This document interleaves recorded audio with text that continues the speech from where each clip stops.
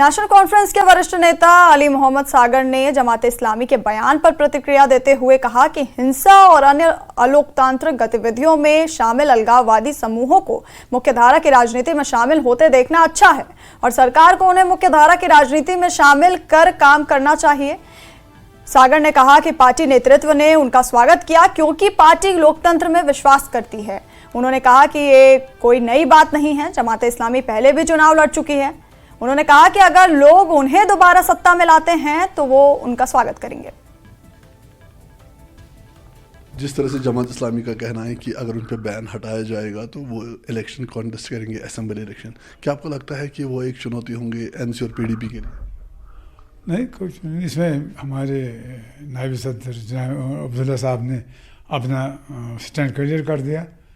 Well in favour अगर होगा ये अच्छी बात है। जितने लोग मेन स्ट्रीम में आए जो कल तक वायलेंस में, तशद्दुद में या मिलिटेंसी में इन्वॉल्व थे वो आ रहे हैं तो अच्छी बात है, उनको अप्रिशिएट किया जाना चाहिए। और गवर्नमेंट ऑफ इंडिया भी वो काम कर रही है, देख रही है कि ये मेन स्ट्रीम में आ जाएं। जमात इस्लामी ने पहले भी इलेक्शन लड़े हैं, ये कोई नई बात नहीं है। जब नेशनल कॉन्फ्रेंस अभी राजकुमारी के नारा दे रही थी उस वक्त उन्हें 75 में इलेक्शन लड़े, 72 में। तो 5 जमात इस्लामी के मेंबर यहाँ से बन गए एमएलए, फारूक साहब वो 4 और थे। तो हम वेलकम करेंगे क्योंकि हम जमहूरियत पर एतकाद रखते हैं।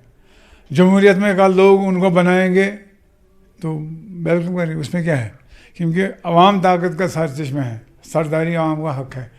ये शेर कश्मीर का नारा था कि जो करते हैं अवाम करते हैं। अगर अवाम को जमात इस्लामी के लोग पसंद है, कल को वो उनको चुनते हैं, हमें कोई एतराज़ नहीं है। जमहूरियत को हम आबियारी करने के लिए किसी भी चीज़ की सपोर्ट करेंगे। उनसे जब पूछा गया था कि 87 से वो इस जमहूरी अमल से क्यों दूर भाग रहे थे तो उनका ये कहना था कि डर था और प्रेशर था, इसलिए वो इलेक्शन में नहीं आ रहे थे। सही था वो, उसने कहा वो बिल्कुल सही था। ये अच्छी बात है, जमात इस्लामिया बाकी लोग आ जाएँ, ये रियासत उनकी है, उनका हक बनता है। उसने खुद कहा जमात इस्लामिया के जो वो चीफ हैं, उसने कहा जब शाम का बूला घर आ जाता उसको बूला नहीं कहा जाता। तो जब उसको बूला नहीं कहा जाता दैट मीन कि वो इस बात के लिए खुद ही अफसोस कर रहे हैं कि रियासत में जो हुआ वो गलत हुआ। अच्छी बात है, कन्फेशन कर रहे हैं, लिहाजा वो आए हैं, हम वेलकम करेंगे। हमारे लीडर ने वेलकम किया, हम वेलकम करेंगे। बाकी लोगों का फैसला, कल को जब कोई इलेक्शन होगा उसमें पार्टिसिपेट करेंगे, उसमें लोगों को फैसला करना है वो जमात ज़रूरत है या कोई और पार्टी ज़रूरत है। वो एक छोटे से ब्रेक के लिए बने रहिए हमारे साथ।